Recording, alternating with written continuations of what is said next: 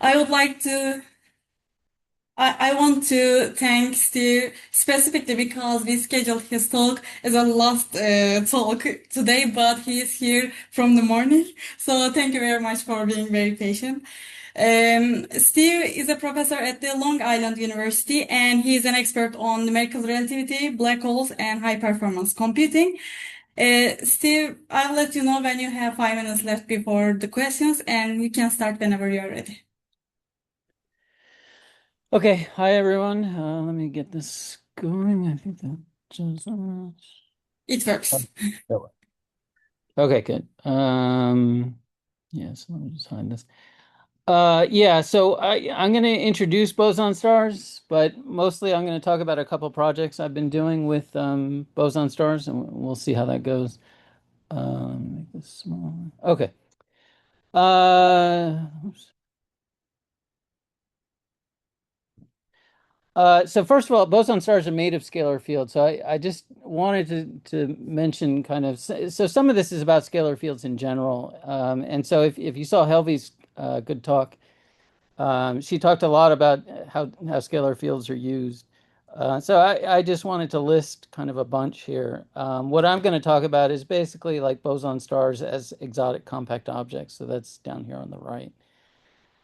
So they get used a lot, and I'll express a couple opinions about scalar fields. Not that I'm trying to convince people, but I read some of these papers and I worry that maybe some people take scalar fields a little too seriously. But okay, so boson star is made of scalar field, and so basically it's a balance between gravity that's binding it together and its dispersion that's kind of pushing things out. It's not static. There's Derrick's theorem that basically would rule out such solutions, but instead they're stationary. So there's a time dependence in the scalar field, but the metric basically just sees a constant energy density. So it's a stationary solution where you have this internal rotation in a complex scalar field. And I won't even really even talk about the variations of boson stars where you don't use a complex field. Anyway, so this internal rotation corresponds to a global U1 symmetry, so you get this conserved Noether charge. So I'll be showing some of that later. Um, okay. Yeah, so there are three slides in this talk that I'm somewhat excited about. So and this is one of them. And so with Carlos Palenzuela and we wrote this living review that we update every 5 years.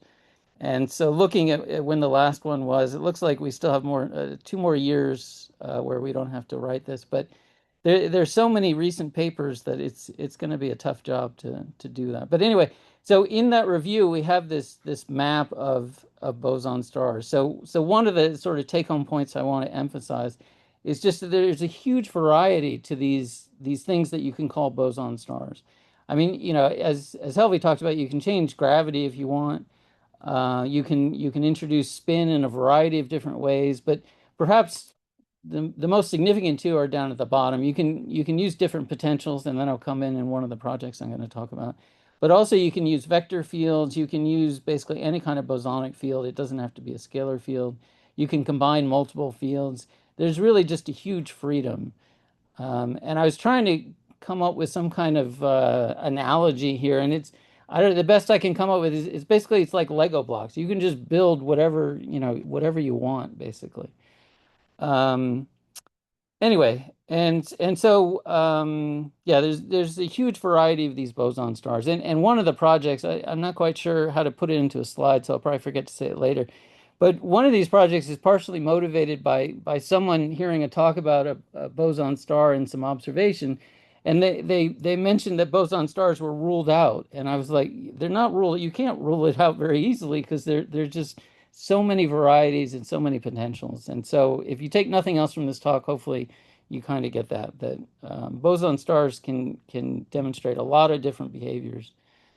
So they're going to be hard to rule out. Okay. Right. So they're a great tool for exploring additional degrees of freedom. People have studied superradiance. I have a paper on superradiance. They're using it for black hole environments. People are looking at scalar hair. So I think they're great for that. what I'm going to talk a bit about is that they're basically like a proxy for black holes and neutron stars, meaning, even if you don't believe that boson stars exist, or even if they do exist, that they're not up there and that we definitely have black holes and neutron stars, it still makes sense to study them to just be able to test better our kind of standard model. And I think Helvey's talk kind of demonstrated some of those issues as well. There is physical motivation, and so a Higgs field exists. That's a scalar field, so that's great. Axions were introduced to solve the strong CP problem. Not that I really know anything about that, but it sounds like that's a good motivation.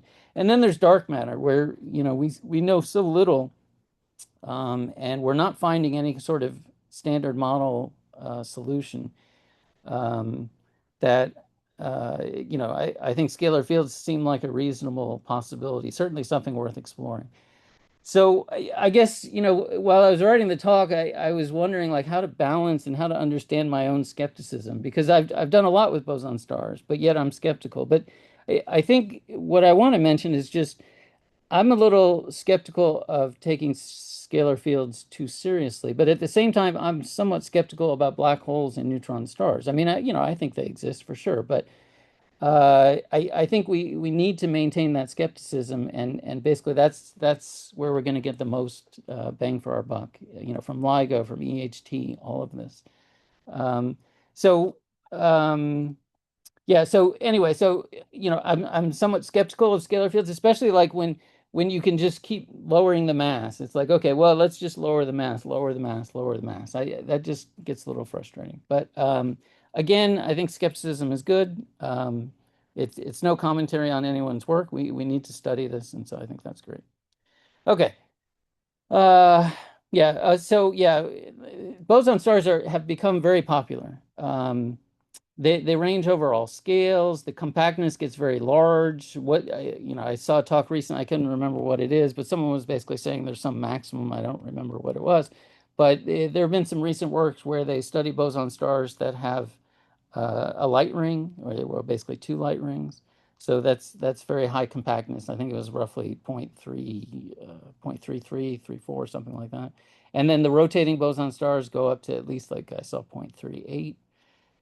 Where the compactness of a black hole is 1/2. So that just sort of sets the scale there. Their stability properties, they're very similar to neutron stars in terms of maximum mass, separating stable from unstable.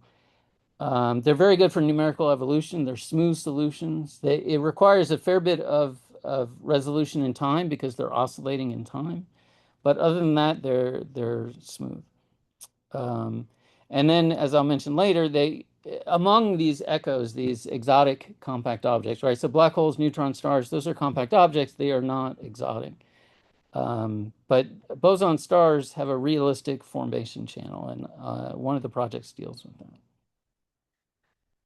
Oh, okay, yeah. And so giving a talk on boson stars, I obviously wanted to talk about my own work, but I couldn't forego just mentioning, and I just picked these two papers, but these groups in particular, Will East and Neil Simonson, and Tamara and Uli and others at Cambridge. They've just done so much. There's no way I could have even talked about all the work that they're doing. But I picked these two papers in particular because they're talking about binary boson star mergers in the context of gravitational waves and LIGO. So I won't read these quotes. I assume you guys can read them. But basically, they're saying it's going to be tough to differentiate a boson star merger from a binary black hole, or possibly also a binary neutron star, especially when you get black hole formation. So they're agreeing on that. And again, these groups have done a lot of kind of amazing work that deserve talks of their own for sure. Okay, so let me talk about a couple projects that I've been involved with. So yeah, so I'll talk about looking at the formation of boson stars, and then also this mapping between neutron stars and boson stars.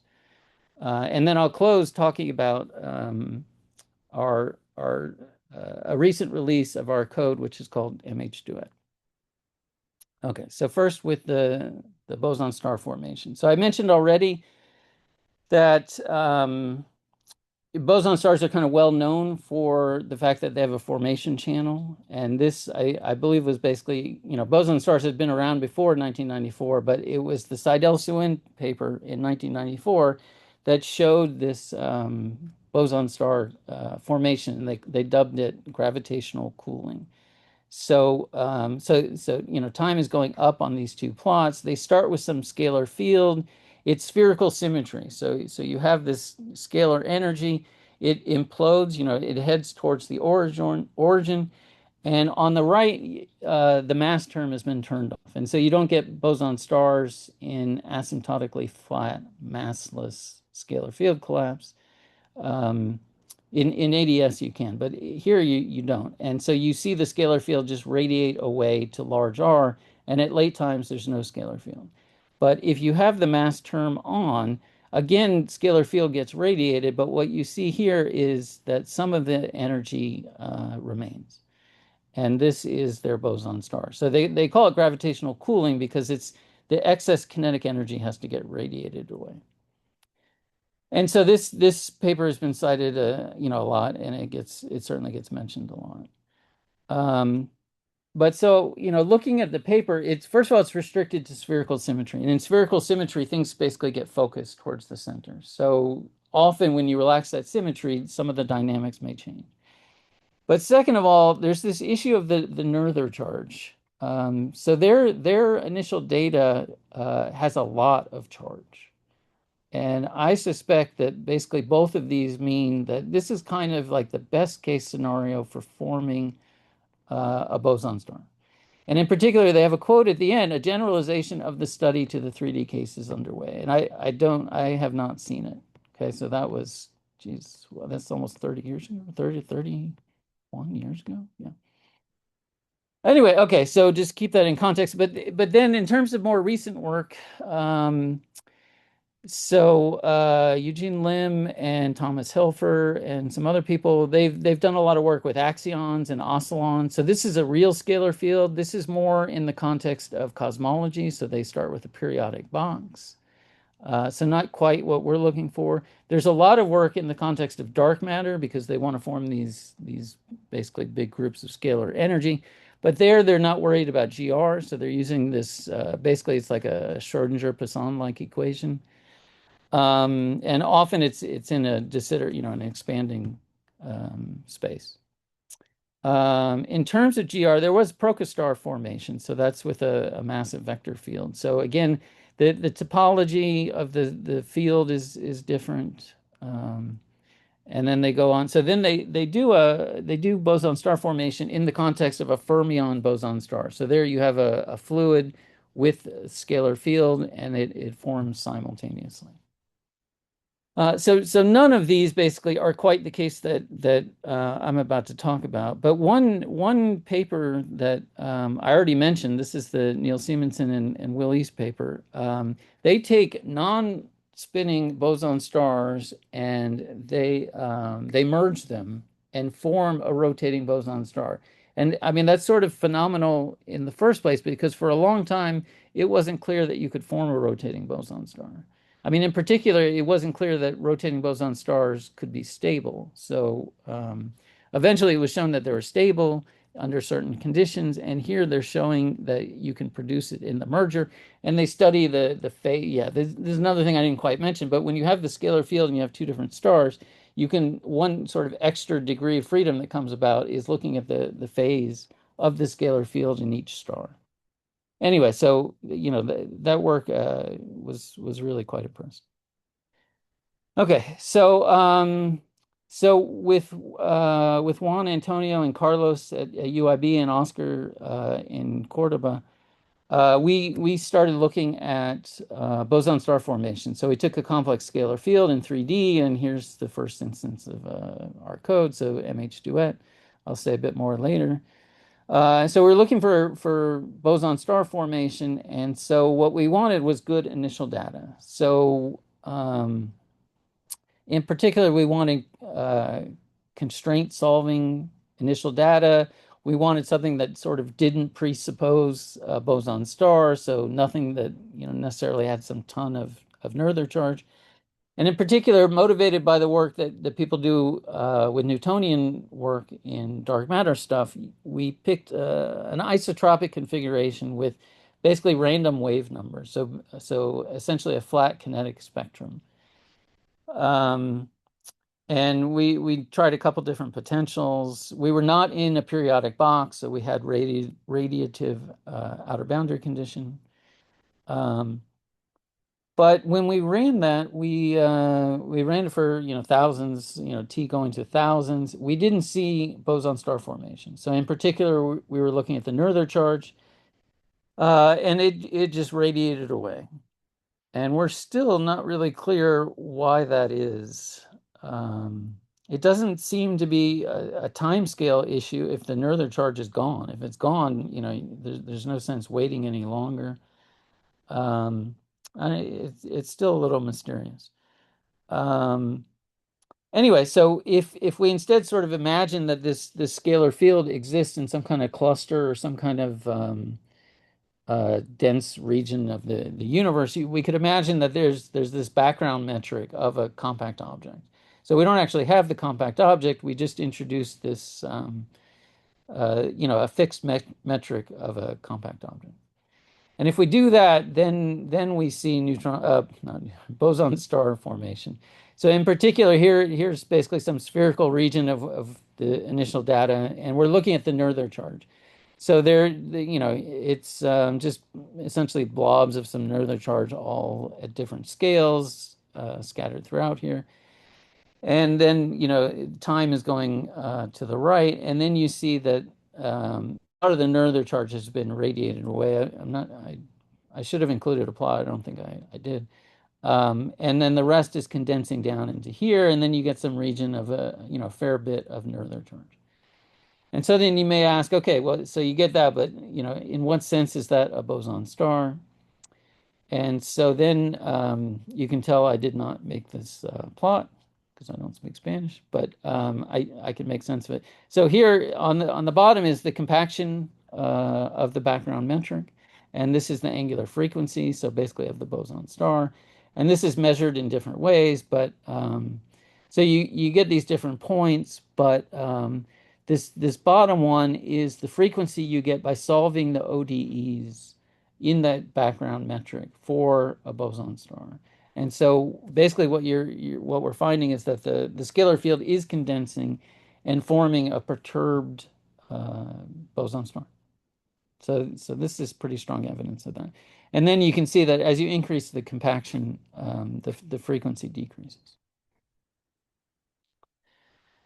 Okay, so anyway, just to summarize that project, we do see boson star formation, but only in the presence of a metric that represents a compact object. And then, we have some evidence that it's actually, relaxing into a boson star. And we're still not quite clear why we weren't seeing the boson star formation without that background metric. Okay. So then we come to this other project. So this project, it started as a student project. So I was like, okay, you see these neural nets all over the place and AI, this would be good for a student. You basically it's to invert the structure problem for neutron stars. So Liebling had a couple papers on this.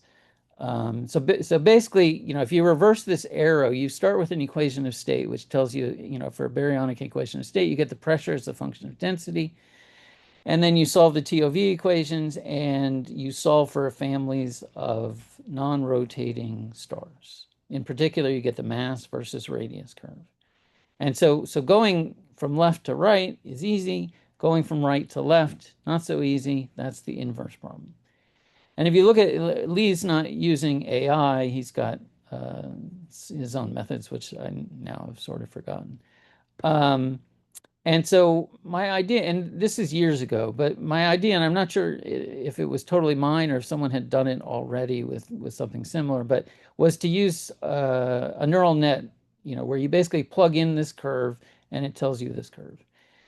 And I had so many problems with oh well, most of my problems with students are this: I get a really good student that makes some progress, and then somehow I get spoiled, and then I get students that are just they just sink my time and do nothing.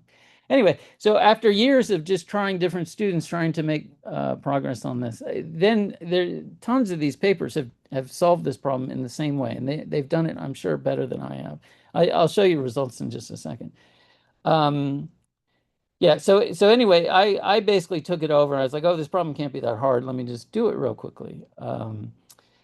And in the course of somewhere in there, I had an idea to extend it, but let me just keep going here. So, okay, so again, here's P versus energy density. And this is these are a bunch of piecewise polytropes. These red points indicate transition density. I didn't put the formula for a piecewise polytrope, but basically you just specify the equation state with some line segments in a curve like this. And so if you solve the TOV equations, then you get these M versus R curves. And you can see there's just a bunch in here. And what I used, I think initially I'd tried some other things, but this one worked well. So this compact object package here. Just let me specify. So the slopes of this are basically gamma. So I've got three gammas here. And with those three gammas, with the transition densities fixed, then that defines a family. Um, and so I generate lots of these families and I output the three gammas. So per line, I put out the three gammas and then I put the masses and radii. So basically just a few points from this. In fact, I'd done something different earlier. I was going to do like a fit to these curves, but that was way too much. Anyway, so all I do is I output the maximum mass and the radius of that maximum, and then a few fractions. I think I do 90%, 90%, 80%, 70%. I forget how many points. I think for the neutron star, I just did like 3 or 4 points. And so then I just get a file with tons of these families, one per line. And I mention this because, I'll mention this later, but my idea is to extend this to basically lots of different compact objects. So, and so if someone, so if we just had a bunch of data sets for this, then it would be very useful for this project. Okay, so I train the neural net and I look at how, and then I test the neural net. So I guess I didn't put anything in here about the training of the neural net. So I'm using PyTorch in case it matters. And I'll have more to say about the AI. And I am no expert on the AI. So the advice I give you is only for newbies. For those who know more than me, I'm sure there are plenty of you guys. So if you guys give a talk and you can give me pointers, I would welcome that. Anyway, so these plots, by the way, I'm going to mention, I use this thing called cursor. So I have like dived deep into this AI. To me, AI was just what students use to cheat. It didn't really occur to me to use it for physics. And even, at the beginning of this project, it was just for students to use it. I didn't think I would dirty my hands with AI. But anyway, so I plugged the code into this thing Cursor. So Cursor is basically a dedicated IDE that uses AI to help you code. It's apparently got some cool name called vibe coding. So I am vibe coding. And I ask it just to output, I forget exactly what I asked it, but something about, output the results of the test to show me, how well this is working. And this is what it did, and I really liked it. So I mentioned the three slopes. Those are the gammas. So here's gamma naught, gamma 1, gamma 2. And on the bottom is the true value of this, right? So again, I've got all that data. So some of the data I reserve for testing. And then I run it through the trained model, and it predicts gamma naught, gamma 1, gamma 2. Yeah. And so you see these look pretty good. It looks like my neural net knows what's going on. And here, then it's not so clear. I don't quite know what this is, but this is basically uncorrelated. And I don't know. What I suspect is that I had to filter things. So I'm only using data that produce neutron stars less than 3 solar masses. And so I suspect that that the last slope, the highest density slope, is not sampled well because of that filtering. Now, whether that messes things up is not clear because if this just isn't important, then maybe the data that's uncorrelated doesn't really matter. I'm not sure. Okay. Yeah. Okay. So I'd mentioned the left side of this. So basically, a map from M versus R to neutron stars. Yeah, and I have on here LIGO and NICER. So the idea is that we're going to have data for M versus R. And so we want the inverse problem. We want to know about the equation of state based on the existence of these neutron stars. But again, my skepticism shows up because I'm like, well, how do we know they're actually neutron stars? And so then it occurred to me, so the next step was to realize, well, we could do this for boson stars. Boson stars are described by a scalar potential. And so if we can find the EOS, then we should be able to also find the scalar potential. Now, let me just mention here, this has been a lot harder than this. This was like straightforward and it seemed to work pretty well from the beginning. In fact, I took the same script and did it over here and just had to modify it for the potential and faced lots of problems. And so I've made some progress and it's doing better, but it's taken some work. But anyway, so that was the next step. And then there was the third and final step. The third and final step was like, okay, well, if I can go left from the middle and if I can go right, then what I have is a map from the right to the left. So I now have a map between boson stars and neutron stars. And I think that's important because I think a lot of people think that boson stars have a particular deformability, they have a particular this or that. And what I want to be able to demonstrate is that, pretty much any neutron star you can come up with, I can figure out which boson star looks the same way. But yet again, I'm skeptical of that. Maybe I can't. Maybe there will be neutron stars with certain deformabilities that, no one's going to be able to find a boson star. But we want some systematic way of establishing that. And so my hope for this map is that we can sort of figure out what correspondences there are and what, for what regions is there no such correspondence. Okay, yeah, so I just want to mention some of this is written up here, but I've made significant progress, mostly for this talk, because this is kind of a side project. I keep hoping to have a student I can just put this off on. And in fact, let me just put the call out here. If anyone, especially someone who has some ability with AI, is interested in this, I am happy to just share, work with, whatever it takes. I want the project done. I'm just not sure I'm the one to do it. Okay. So with boson stars, I mentioned this one's been a lot harder. So I start with a potential like this. And again, I've tried a variety of things, but I've come back to this one. So it's pretty simple. It's going with phi squared. Some boson stars use an asymmetric potential, but I haven't ventured into that. I mentioned I had problems. So in fact, now I only look at positive A, B, and C. So that rules out a bunch of boson stars. So I'm in a very particular region of space. Um, I want to give credit to Thomas Helfer. So I started with his code. I had to modify it to use my potential, not his. And then I made a bunch of other modifications. But that's where I started. Okay, so here's the M versus R curve. So here are a bunch of boson stars. This is not from the training data. I'm not even sure what this is. This is just some small sample that I made. What I want to mention is that the red dots are the maximum mass, and then the green dots are what I call the training fraction. So I think it's like 0.9, 0.8, 0.7, something like that. So then the data goes down. So I use that code. I generate a bunch of boson star families. I only use ones that go up to basically like 3 solar masses, and there's some minimum, I forget what. Here I'm training. So I'm training. The blue is the training loss. So you define a loss function, which basically says how bad is the thing the neural net doing, and then you validate it. You run it with some other data, and you look at that loss. And as long as these losses are comparable, then I think you're doing well.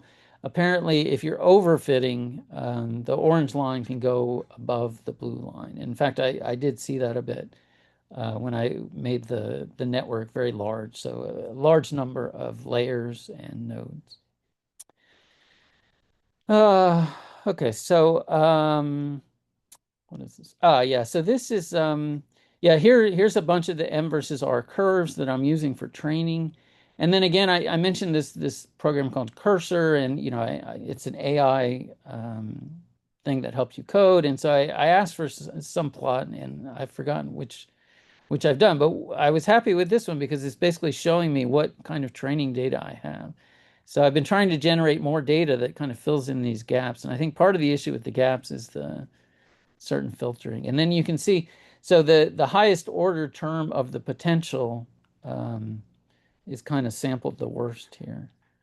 Um, so I'm not quite sure what to make of that, but anyway, so I train. Yeah, I should mention. So I faced issues. So I call the coefficients in the potential A, B, and C. But really, what I'm doing, I'm rescaling B by A, and then I'm rescaling C by A squared, and then I'm normalizing and doing all sorts of things trying to get things to work better. Okay, and so just like with the neutron star, so this is like the best performance I've been able to get. And so here, before I showed you a plot of basically this with the gammas, the slopes of the equation of state. Here, these are the coefficients of the scalar potential. And so again, the first two look good. And again, in the third one, I get a bunch of uncorrelated data. And in fact, I don't get much region of correlation really as well. And so this is something I still have to kind of work on. Okay, so at this point, I've got a neural net that will take M versus R and give me equation of state. I have a different neural net that will take M versus R and give me scalar potential. And so again, I show this picture because the idea is I want both of these maps so that ultimately I have a map from the neutron star to the boson star. And so this is my second most sort of most favored slide. So, drum roll, please. And then here is the plot.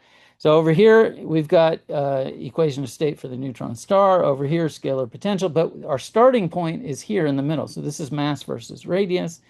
And in solid curve are some M versus R curves. And so this was just done last week, and these are not very good. They don't look much like what this thing was trained with.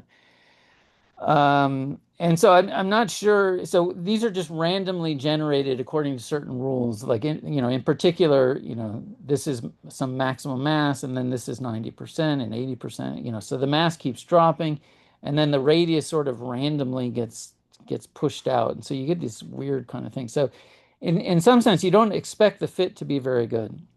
And so when I first did this, all I had here were the solid curves, but I was really ecstatic that I had my scalar potentials and I had my equation of state. So I had the mapping that I was looking for. But as with a lot with this artificial intelligence stuff, I just wasn't sure if it's good or bad or what. And so then what I did was once I had these, then I resolved, right? So, I go from M versus R and I go this way, and now I'm going to resolve and kind of map it back from this to here and this back to here. And so that's what you see with the dots and the dashed curve. And so if you just look at the orange, so this is what the boson star. So the boson star that it came up with is not terribly far. I don't even know how to define terribly here, but at least it's sort of in the same neighborhood. And then the neutron star family is, sort of in the same neighborhood. I'm not quite sure how good I can expect. But being in the same ballpark, that sounds good. Again, what I think I need to do is when I just come up with these random mass versus radius curves, I need to do a better job of things that are more realistic, or at least more fitting with what you get from a TOV family. Um, but I think this is basically the first time I've done it. I'm kind of happy. Like I feel like yeah, it's not great, but it's on the way. Anyway, so again, I'm happy with that. Okay, so let me just mention some of this AI stuff. And again, the caveat is that this is just from someone who didn't think they would be using AI. So I looked. So I was going to use PyTorch. This was recommended to me. I mean, apparently there are two or three big ones, PyTorch and TensorFlow, which is by Google. I don't know, but someone recommended PyTorch, so I stuck with that. And usually when I go to a new language, I just look for kind of similar open source or example kind of script. And so I found some stuff and I kind of wrote it again with not using AI, and I got something working. And for the neutron star, it seemed to work pretty well.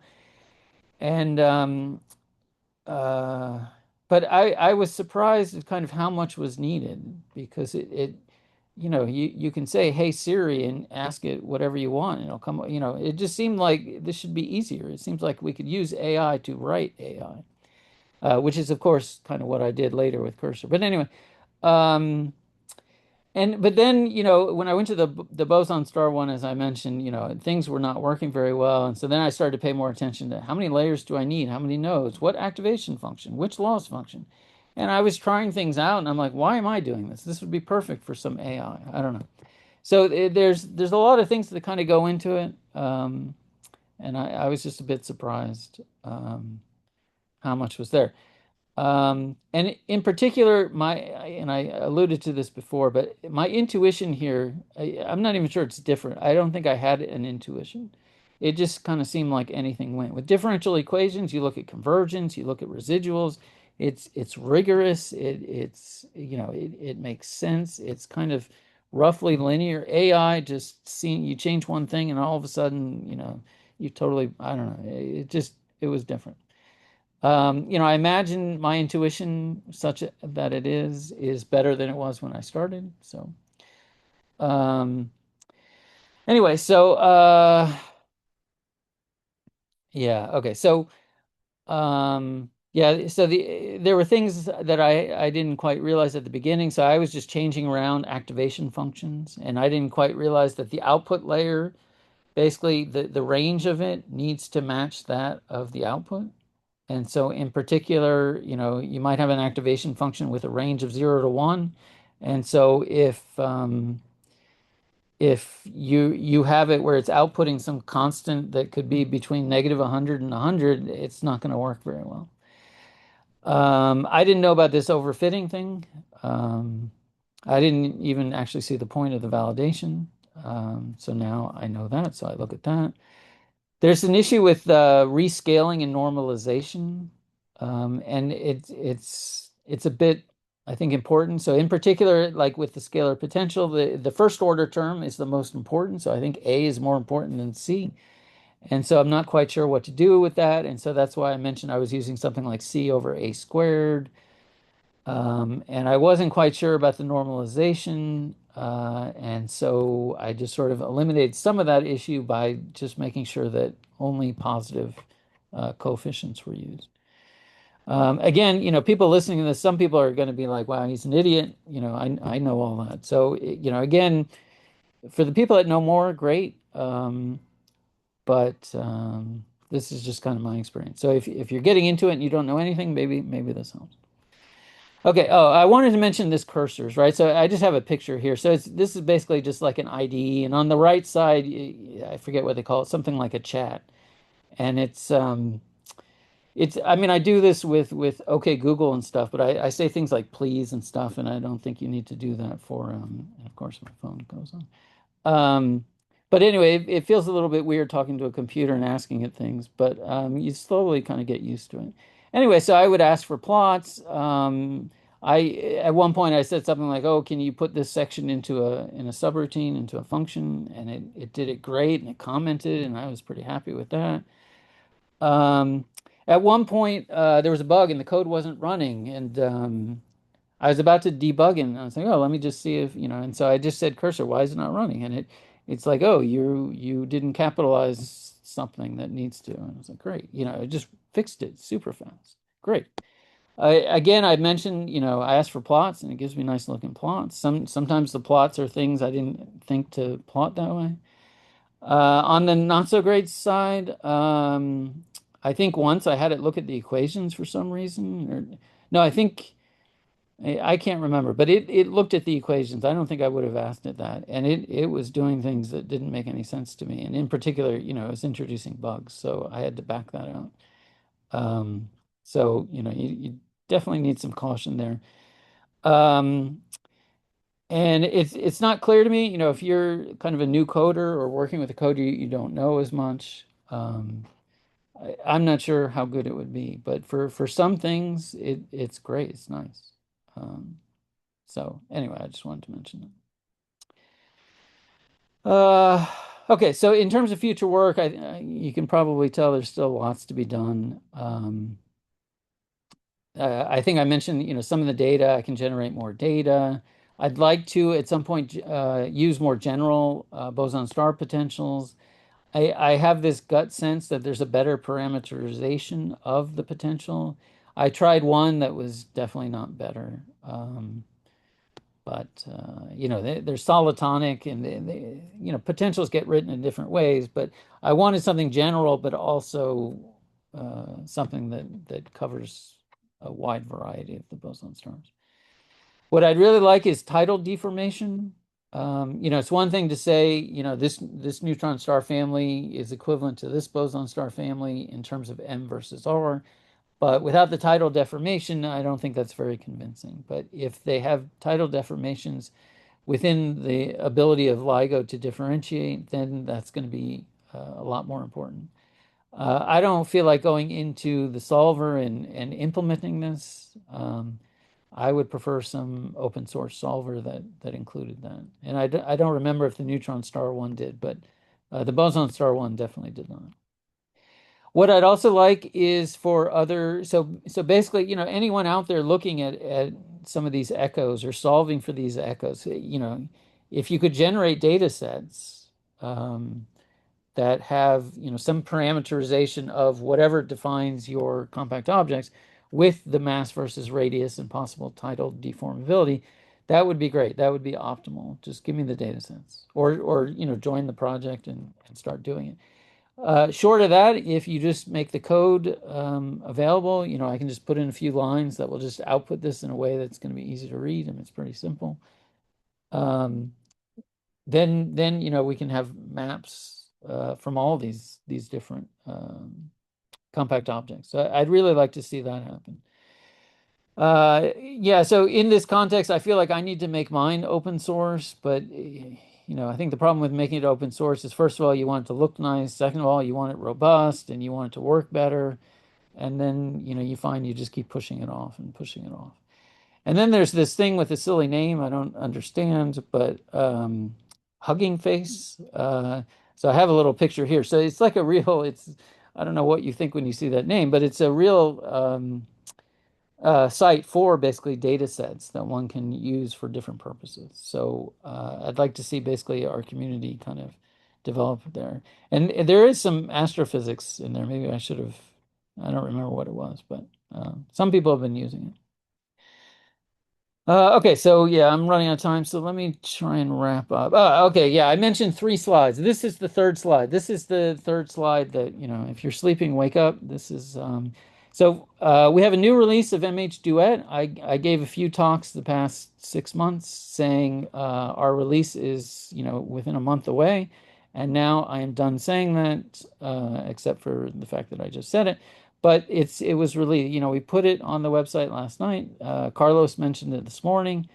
So yeah, let me just mention. So the version I'm talking about now is, I mean, both versions are new, but the GR scalar field, GRSF. So there's a single boson star example there, but there's also GRMHD, which has single neutron star and binary neutron star. We have a paper describing it. It's accepted, classical and quantum gravity. Scale, it runs on GPUs or CPUs because it uses Amrex infrastructure. You generate the code as Carlos described with Symfony, and that version of the code you can compile with Amrex for CPU or Amrex for GPU, same code. And so there are a lot of people listening. And the scaling is good and it's nice. And it not only is the scaling good, but it's fast, right? So I think sometimes we get a little hung up on scaling. Sometimes you don't care what it scales like, you just want to run it and run it fast, and it runs fast. So that's nice. Anyway, yeah. So yeah, so you can check out the webpage. Um, okay, so finally, yeah, so just to summarize, yeah, so New release of this code. Still don't quite understand the boson star formation. I mean, again, we saw it with a compact object as a background, but not without it. And so that works unpublished. I don't know if I'd mentioned that. And then I'm excited about this project and looking for people who can help and join and expand it. Anyway, yeah, yeah, so I'll stop there. Thank you very much, Steve. I forgot to mention that, but yes, the title is very nice. We liked it when we saw it.